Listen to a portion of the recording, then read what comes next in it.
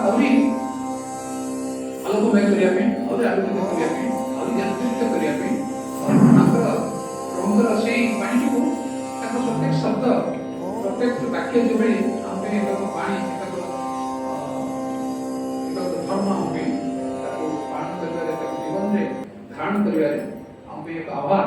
ଠିକ୍ ସେଇଭଳି କେଉଁ ବିଷୟ କହିବା ପାଇଁ ଚାହୁଁଛନ୍ତି ବା ଜଣାଇବା ପାଇଁ ଚାହୁଁଛନ୍ତି, ତେବେ ସେଠୁ ଶୁଣିବା ଏବଂ ତାଙ୍କ ପାଇଁ ସମୟର କୌଣସି ସୀମା ରଖିବାନି, ଯେହେତୁ ସମୟ ଅତି ମୂଲ୍ୟବାନ ଏବଂ ସେ ମୂଲ୍ୟବାନ ସମୟକୁ ସେ ସାମିକି ତାଙ୍କ ହାତରେ ବର୍ତ୍ତମାନ କରିଛନ୍ତି, ଏବଂ ସେ ଯେତେ ଦେଇପାରିବେ ଆମକୁ ଆମେ ସେତିକି ନେବା ପାଇଁ ଆମ ଭିତରେ ଗ୍ରହଣଶୀଳତା କରିବା।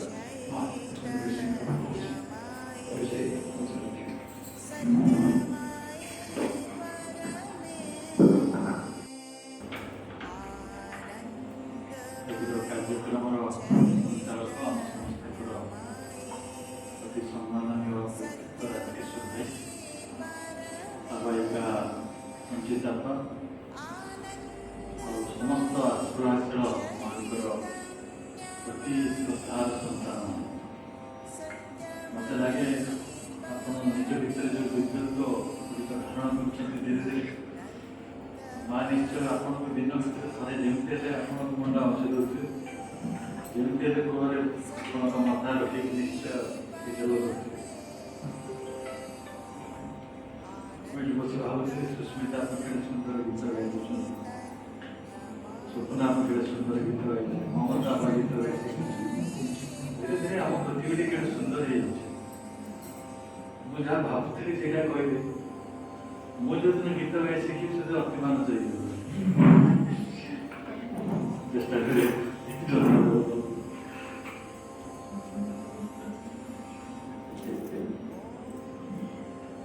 ମୁଁ ଯେଉଁ ଦିନଠାରୁ ସାବିତ୍ରୀ ପଢ଼ିଛି, ଯେଉଁ ଦିନଠାରୁ ଯେବେ ପଢ଼ିଥିଲି ମନେ ନାହିଁ, ଅନିବାର୍ଯ୍ୟ ବି ଅଛି 84-85 ମସିହା। କେହି ଜଣେ କହିଦେଇଥିଲେ ସାବିତ୍ରୀ ଭିତରେ ଅନନ୍ୟ ମନ୍ତ୍ର ସବୁ ରହିଛି, ତାକୁ ପଢ଼ିଲେ ଆମ ଜୀବନ ସାର୍ଥକ ହେଇଯିବ, ଆମ ଜୀବନ ଧନ୍ୟ ହେଇଯିବ, ଆମ ରୂପାନ୍ତର ହେଇଯିବ। ଆପଣଙ୍କୁ ଯେମିତି କିଏ କହିଥିଲେ, ମୋତେ ସେମିତି କିଏ କହିଥିଲେ। ମୁଁ ବି ଗୋଟେ ବହି କିଣି ଆଣିଥିଲି, କିନ୍ତୁ ଛୋଟିଆ ବହିଟା ଥାଏ ନା, ଛୋଟ ଛୋଟ ବାଇଗଣ ମଞ୍ଜି ଠାରୁ ବି କଞ୍ଚା। ବାଇଗଣ ମଞ୍ଜିକୁ ସବୁଠାରୁ ଛୋଟ କୁହାଯାଏ। ଛୋଟ ଅକ୍ଷର ଲେଖନ୍ତି ତାକୁ କୁହନ୍ତି କେତେ ବାଇଗଣ ମଞ୍ଜି ଭଳିଆ ଅକ୍ଷର ଦେଖିଛି। ବାଇଗଣ ମଞ୍ଜିଟା ଗୋଲ ଗୋଲ ନୁହେଁ, ତ ମୋତେ ସେଇ ବହିଟା ଦେଖିଲେ ବାଇଗଣ ମଞ୍ଜି ଗୁଡ଼ା ମନେ ପଡ଼େ। ମାଙ୍କର ଅସୀମ କରୁଣା ଯେ ସେଇ ବହି ବି ଆଜି ମୁଁ ପଢ଼ି ହେଉଛି, ଦେଖିବା ସେ ଭଲ ରଖିଛନ୍ତି। ହେଲେ ଯେତେବେଳେ ମୁଁ ସେଇ ଈଶୁ ଚିତ୍ରଟାକୁ ଖୋଲିଦିଏ, ସିମ୍ବଲଟା ବୁଝି ହେଉଛି। ଯଦି ସାହିତ୍ୟର ଛାତ୍ର ହେଇଥିବ ତାହେଲେ ପ୍ରତୀକ ଉଷାର ପ୍ରତୀକ କିଛି କିଛି ହେଲେ ଜାଣିବ, ଗୋଟେ ଅନୁମାନ କରିବ।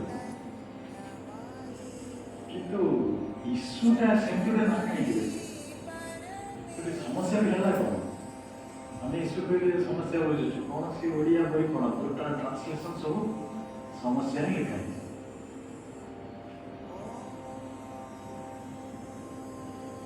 ଏଇ ମୋତେ ବରଂ ଆମେ ସବୁ ଶୁଣିଛୁ ନା, ଗାଈମାନଙ୍କ ଶରୀରରେ ଅମୁଖ୍ୟ ଦେବତା ଅଛନ୍ତି, ତା ଲାଞ୍ଜରେ ଏଇଠି, ତା କାନରେ ସେଟା ସ୍ତ୍ରୀ ଅରବିନ୍ଦ ହେଲେ ସେଇ ମହାବ୍ୟକ୍ତିତ୍ୱ ଯାହାଙ୍କ ଶରୀରରେ ଦେବତାମାନେ ବାସ କରୁଥିଲେ।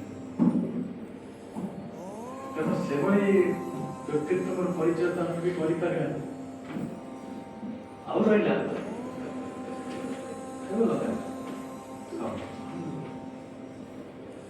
କବିତାର ନାମକରଣଟି କରି କାହିଁକି? ଈଶୁକୁ ଯେତେବେଳେ ଆପଣ ଦେଖିବେ ଓଡ଼ିଆ ଟ୍ରାନ୍ସଲେସନ୍ ଗୁଡ଼ିକରେ, ସାବିତ୍ରୀ ଯେଉଁ ଓଡ଼ିଆ ଟ୍ରାନ୍ସଲେସନ୍ ଆଭେଲେବଲ୍ ହେଉଛି, ସେଥିରେ ସବୁ ଲେଖାଯାଇଛି ସମସ୍ୟା।